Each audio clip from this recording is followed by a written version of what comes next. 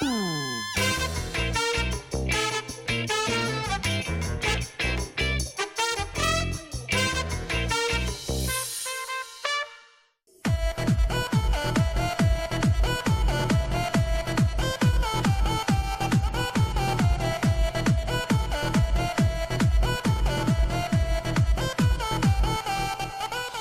students of the third secondary stage, welcome back to our episode.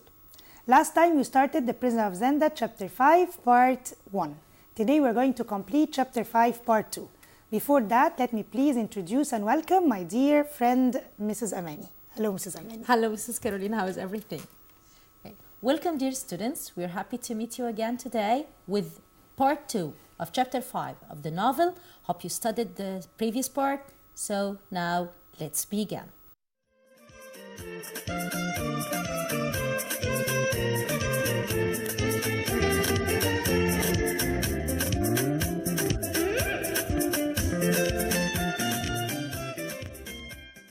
Chapter 5, Part 2. And what will you do? I also have a game to play. I will tell the Duke's men that you never came. If the Duke doesn't find out what I have done, we may meet again. Thank you. طبعا ده عارفين كلام أنطوانيت دو موبان لرود الفرازندل. احنا دلوقتي في السمر هاوس و let's see how the conversation is going to go. You've helped the king tonight, I said. But before I go, tell me something. Do you know where he is in the castle? Yes. I do know. Inside the castle, there is a door on the right, and behind that, but listen, they are here. It's too late for you to escape. I looked through a gap in the summer house door and saw 3 men standing outside. Then I heard a voice, which spoke in English. The 3 biggest criminals in Mauritania. Do you think the king is definitely there? I asked. Almost certainly. The 3 men are always at the castle. Are you in there, Mr. Rassendyll? I didn't answer. We want to make you an offer, the voice said. Will you let us in? Don't trust them, said Antoinette quietly. Now let's see some questions, choose the correct answer and go through them. What furniture was there in the summer house? A small iron table and 2 chairs, a new armchair, 2 cupboards, or 3 sofas. طبعا احنا عارفين ان كان فيه small iron table and 2 chairs بدليل انه لما خبط عليه داتشرد وندى عليه من بره وقال له رود الفرازندل مسك الايرون small table اللي كانت صغيره and he pushed it in his face. Why did Antoinette ask Rassendyll to leave the summer house as soon as he could? Because 3 of Michael's men would go there to kill him? Because 2 of Michael's men would go there to kill him? Because 4 of Michael's men would go there to kill him. هو هيتقتل. Because 1 of Michael's men would go there to kill him. طبعا احنا عرفنا ان هم كانوا 3 men. So the choice will be A, because 3 of Michael's men would go there to kill him. What was Michael's evil plan to get rid of Rassendyll and the king? طبعا كان عنده بلان مهمة. خلينا نشوف لأن التشويسز هتبقى شوية السنتنسز كبيرة فنركز شوية في كل واحدة منهم. He would kill Rassendyll and take his body into the old town. The body would be found. Then he would arrest Sabt and Fritz for murdering him. شكلها logic جدا. A messenger would be sent to Zenda and the real king would be murdered too. Flavia would be queen, or A and B are correct. طبعا أنا سمعت على طول أول ما قلنا الإجابة الأولانية was correct وكمان الجزء الثاني هيبقى correct لأنه هيقتل الكينج وبالطريقة دي he can get the throne. What would be the result of killing Rassendyll? The Duke would be their king as a result. Flavia would be a queen.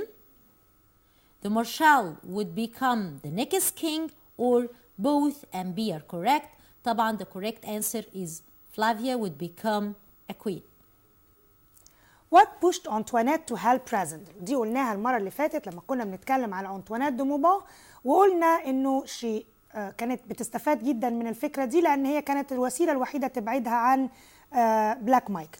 So هنشوف الانسرز because she didn't like to see people being killed ودي كمان أضفناها المرة اللي فاتت وقلنا إن هي she didn't like to see people killed وبالتالي this was one of the answers بس كمان there would be another answer إن هي she didn't want Black Michael to marry Princess Flavia. Because she didn't like to see people being killed, or because she didn't like Michael, or because she loved Razendel, or because she didn't like Flavia. لو اخترنا من الchoices اللي عندنا هنلاقي إن هي she didn't like to see people killed. What game would Antoinette play with Michael's men? إيه الحركة اللي هتعملها؟ She would tell the Duke's man that Razendel never came. She would kill Michael's man. طبعا دي بعيدة جدا. She would ask her men to arrest Michael's men, or she would deceive the princess. طبعا البرنسس ملهاش أي علاقة بالموضوع، يبقى she would tell the Duke's men that Razendel never came. On what condition would Antoinette meet Razendel again? ممكن تقابله تاني ازاي؟ If the Duke didn't find out that she helped him in the summer house يبقى متوقع يعيش وبالتالي she could meet him. If she could save the real king, if Michael's men were killed, or in case of no returning to Paris. طبعا هي ممكن تقابل رودolf Razendel if the Duke didn't find out that she helped him in the summer house. Why didn't Antoinette complete telling Razendel the king's place in the castle? السؤال ده تعرضنا له برضو قبل كده. يا ترى because she heard Michael's men come outside the house, or as Sapt called up Razendel, as Fritz came suddenly, or Michael came with his man. طبعا الإجابة المنطقية عندي إن هي سمعت الثري men اللي جايين, so she heard Michael's men come outside the house. What offer did Datcherd give to Razendel? ايه الاوفر اللي داتشرد اداه لرازندل؟ طبعا احنا عارفين ان هو لما جه عند السمر هاوس وهو كان عايز يشوف رازندل، ما كانش طبعا دي كانت بارت من التراب اللي هو كان عاملها. فطبعا اول ما وصل عند السمر هاوس وخبط من على الباب ونادى عليه وقال له مستر رازندل، علشان يخليه يفتح الباب قال له انا هدي لك اوفر. ايه كان الاوفر؟ كان الاوفر مبلغ من المال، وهنعرف دلوقتي هو كان كام. سمعت الناس قالت على طول 50,000، وكمان قال له we are going to get you safe to the borders.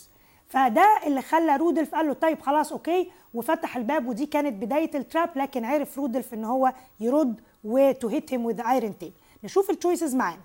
They offered him a safe journey to the border and 50,000 English pounds, or they offered him a safe journey to the border and 50,000 pieces of gold, or they offered him a safe journey to Zenda and 50,000 English pounds, which is completely wrong, or they offered him a safe journey to the border and 40,000 English pounds. طبعا احنا عارفين ان هي it was a safe journey to the border and 50,000 pounds. Why did Razendel ask Antoinette and her servant to stand close to the wall? To show them his weapons, طبعا بعيد جدا, to protect himself from them, so as not to see Michael's men, or he wanted to protect them from Michael's men. طبعا كأي ملك بقى وكأي راجل طبيعي المفروض يبقى he wanted to protect the ladies, يبقى to protect them from Michael's men. Now we are going to move to some critical questions. الcritical questions أسئلة نقدية بتعتمد على فهمي للقصة. ازاي هعرف أجاوب؟ مش لازم تكون الإجابة بالنص موجودة في الستوري، لكن بتبقى عادة من طريقة فهمي للستوري. فأنا لازم دلوقتي أخلي بالي how am I going to read the story عشان أقدر أعمل illustration بالexamples بتاعتي. Let's start the first question. Razendel had contradicting feelings on leaving the princess's palace. Illustrate. كلمة contradicting feelings هنا معناها مشاعر متضاربة. ازاي مشاعر رازندل كانت متضاربة ما بين ولا، ما بين something good something bad. هبص الاقي ان هو he wasn't sorry to say goodbye to the duke and his men, but he was sad to say goodbye to the princess. He asked himself if he was wrong to pretend to be the real king. What did the prince's words to Razendel on farewell mean in your opinion? احنا قلنا الفارول اللي هو الجود فيا ترى كان ايه معنى الكلام اللي هو قاله لها الكلام اللي هي قالته له لما كان ماشي؟ اول ما كان ماشي قالت له take care. طب take care لايه؟ Flavia warned him to be careful and to think what his life meant to the people of Ruritania. This means that she loved him dearly.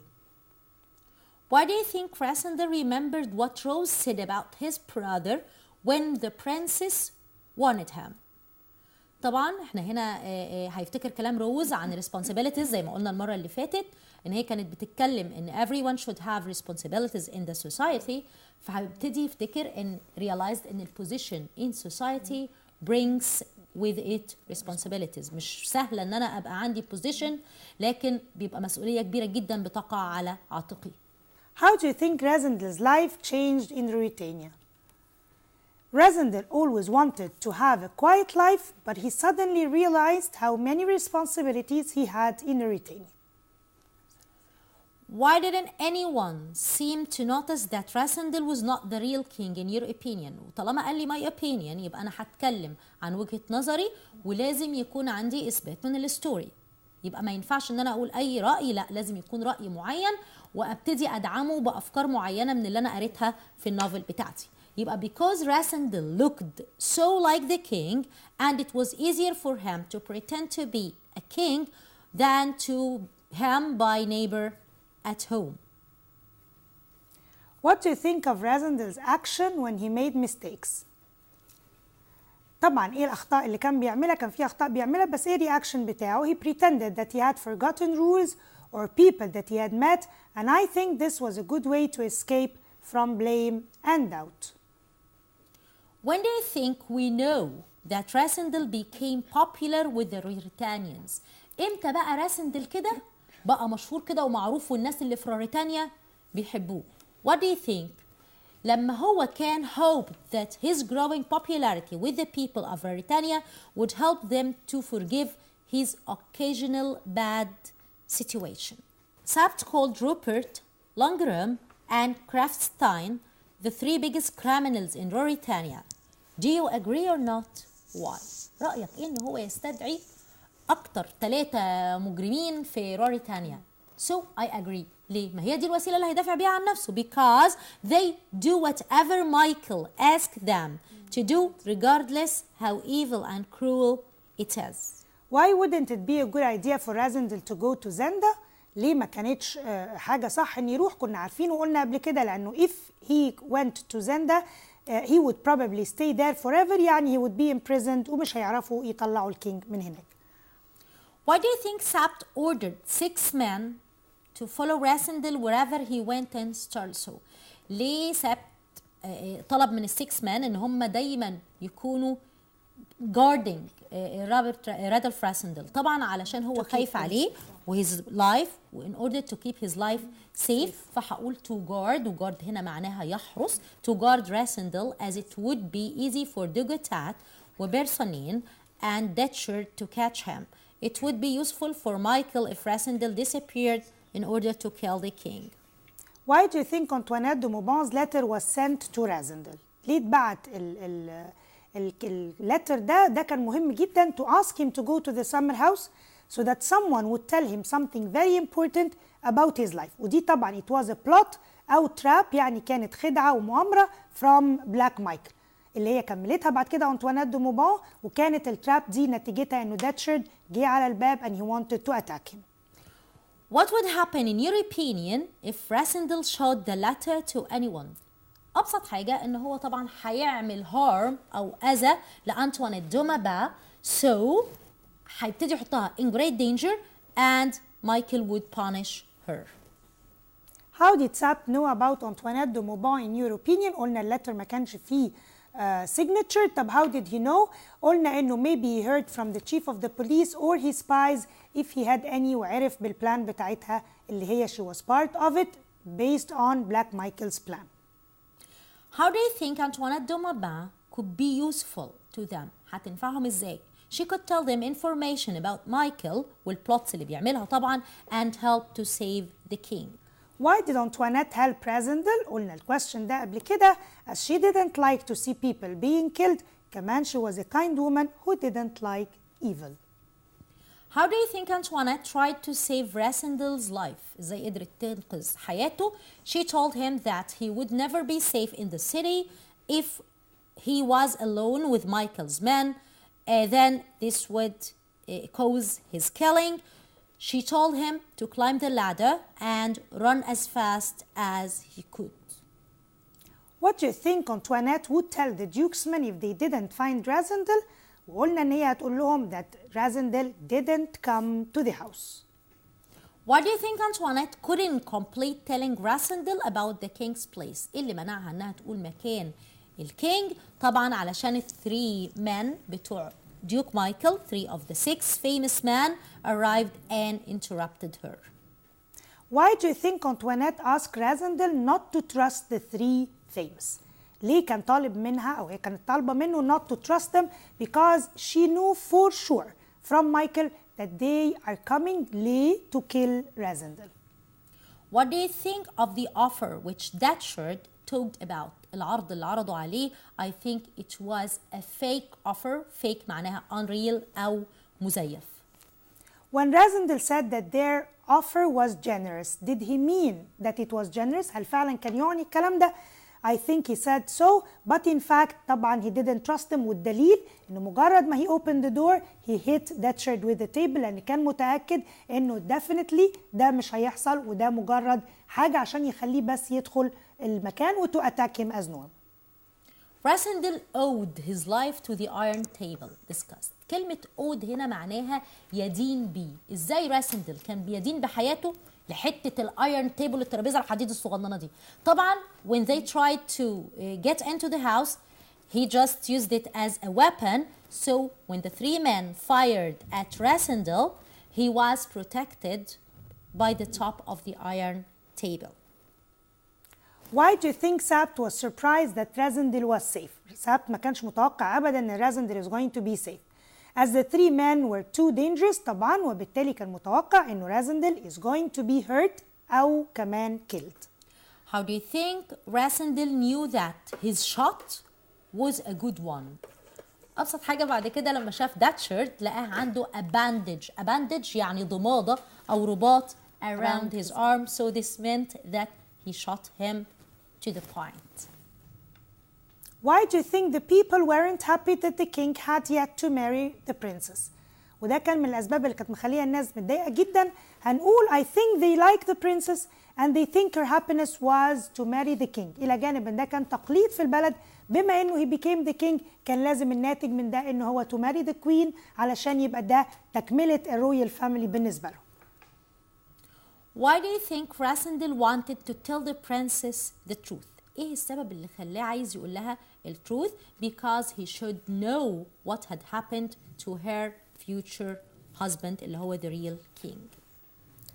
Rasindel was a good faithful man. Illustrate. Good faithful man يعني شخص كويس جدا ومخلص جدا. يا ترى ليه؟ طبعا هنلاقي في مواقف كتير إذا كان بيخلصوا to the real king أو إذا كان حتى بيخلصوا to Princess Flavia انه ما كانش عايز to complete fooling her. بالعكس هو كان محتاج يقول لها هي ايه اللي حصل والسيتويشن. فطيب خلينا نشوف ايه الالستريشن بتاعتها. انت مفتوح لكل الانسرز اللي موجوده ما دام هتدي لها بروف. الاجابات بتاعت الكويستشن دي اوبن انسر زي ما قلنا ما فيش حاجه اجابه اسمها رايت اور رونج. طب خلينا نشوف ايه الاوبشنز اللي ممكن نكتبها في حاجه زي كده. Let's see. Although he could arrange for the duke and the real king to be killed, he decided to go to Zenda to rescue the king. وطبعا زي ما قلنا قبل كده وزي ما كان بيتكلم مع سبت في مره وقال له يعني انا مش محتاج ان انا اعمل كل ده.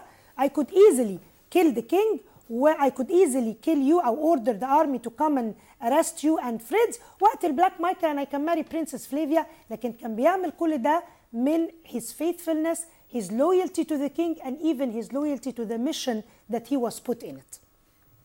Why do you think Rasindel wanted to see Princess Flavia again? ايه السبب اللي خلى Rasindel عاوز يشوف Princess Flavia؟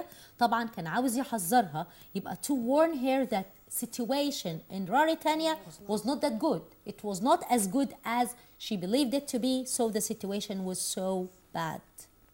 Why do you think Rasindel had to send the marshal a message every evening? طبعا قال له هبعت لك المسج ليه؟ To make sure that he was still alive. Now, you have some questions to test yourself. You're going to answer the questions and then just contact us on Facebook. Choose the correct answer. In the summer house, Antoinette de Mauban would tell Michael's men that Rasindel. هتقول ايه Antoinette de Mauban في السمر هاوس؟ هتقول ايه لمايكل عن Rasindel؟ هتقول له that Rasindel climbed the ladder ولا he hid behind the door ولا he never came ولا he left early؟ هنسيب لك الانسر تفكر وتشوف. احنا اتكلمنا قبل كده وقلنا ان بلاك مايكل هو اللي عمل التراب، وانطوانيت دو موبان كانت موجوده في السمر هاوس، وكان المفروض ان هي مات اللتر ده محدش يشوفه. طيب دلوقتي بما ان هي اللتر محدش يشوفه، او كمان هي مش عايزه تعرف بلاك مايكل باللي حصل ده كله، يبقى متوقع انهي منهم؟ هل تو كلايم ذا لادر هتقول له he climbed the ladder ولا he hid behind؟ هنسيب لكم الانسر تفكروا فيها، والnext time we'll see which one is going to be correct. Rasendel could escape from the summer house boy. ازاي راسندل قدر ان هو يهرب من السمر هاوس؟ يا ترى عن طريق going out of the gate ولا going through a hole يعني فتحة، jumping over the wall ولا climbing a ladder؟ هنبتدي نفتكر كده الايفنتس اللي قلناها اثناء الشابتر بتاعنا، هنقرا ونشوف الطريقه اللي راسندل قدر يهرب بيها فعلا من السامر هاوس. بتهيألي هم كمان كده هنربط بالكويستشن اللي فات، وهنلاقي وسمعت ناس بتقول climbing ladder اللي قبلها، وبالتالي دي it's going to follow، وعشان كده الانسرز هنلاقيها مترابطه جدا مع بعض. هي كل الكويستشنز تقريبا كل كويستشن leading to the second answer. Rasendel was going to tell the princess about his real identity when. Rasendel امتى هيقول للبرنسس على حقيقته؟ when Sabt interrupted him، كان بيتكلم وسابت interrupted him، ولا Fritz came into the room، ولا a servant brought the coffee، ولا the princess fainted؟ طبعا هو كان بيتكلم، وانا مش هقول الانسر لكن هقول انه سابت كان دايما بيتابعه وبيحاول يعرف كل اللي بيحصل عشان ما يحصلش something that is behind his back، فجزء منه كان سابت. هل حصل حاجة تانية؟ نرجع للستوري ونشوف which answer is going to be the right one, although I heard many of you have answered it just suddenly. Michael sent a letter to Princess Flavia to يا ترى warn her about Rasendel. الجواب اللي كان بعته لها ليه؟ علشان يقول لها خلي بالك من Rasendel، or ask her for marriage طالب ايدها حضرته، or invite her to go to Zinda or tell her he was ill. يا ترى السبب اللي خلى ديوك مايكل يبعت اللتر لبرنسس فلافيا عايز منها ايه يا عم الحاج؟ يا ترى عايز تحذرها؟ ار يو سو جود يعني ان انت تقول لها خلي بالك من راسندل وتجيب لنفسك مشكله، ولا you want to marry her، ولا invite her ان هي تروح to Zinda to visit Zinda، or هيضحك عليها ويقول لها على ذكر الموضوع ده يا مسز اماني لازم نفكرهم انه بلاك مايكل sent a letter to فلافيا، في نفس الوقت كان في لتر تاني جاي لفلافيا من انطوانيت دو موبان. ولازم نقول انه احنا هنا كنا بنتكلم على 3 letters.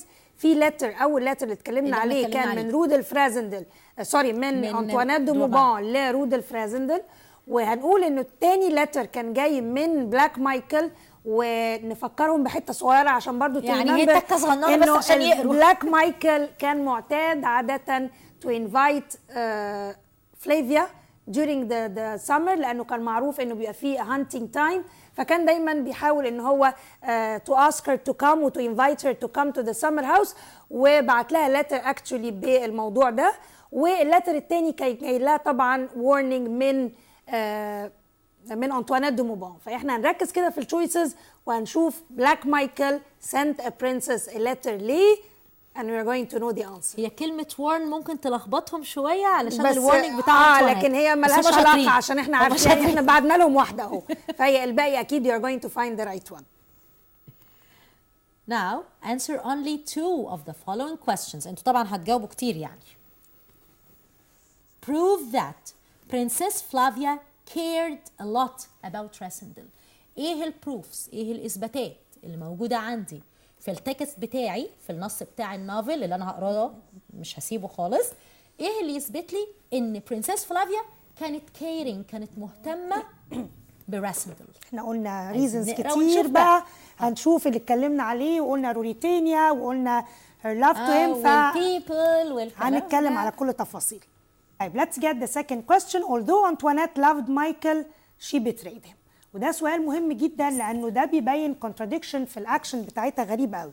هي she loved Black Michael جدا and she was ready to do anything for Black Michael، ومع ذلك she sent a warning letter لرودل فرازندل، وشي sent كمان a letter to فلافيا، والاثنين she was warning them من Black Michael.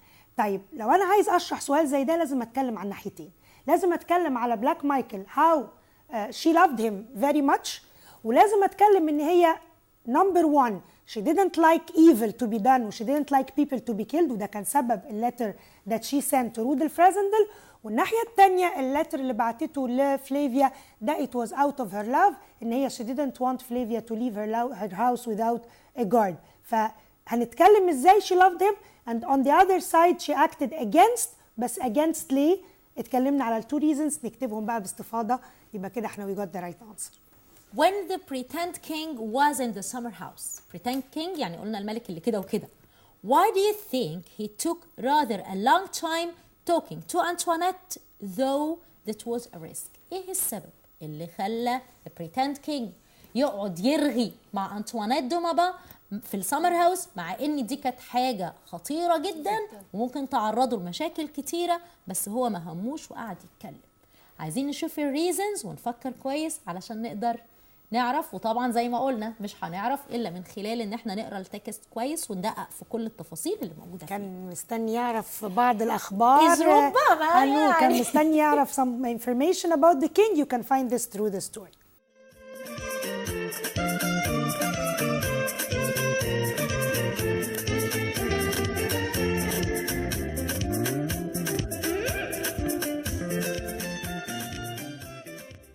Dear students, that was the end of our episode today. Just please keep in touch with your textbook, read the novel thoroughly, and try to answer the questions. We're waiting for your replies, and we enjoyed being with you today. Thank you very much and goodbye.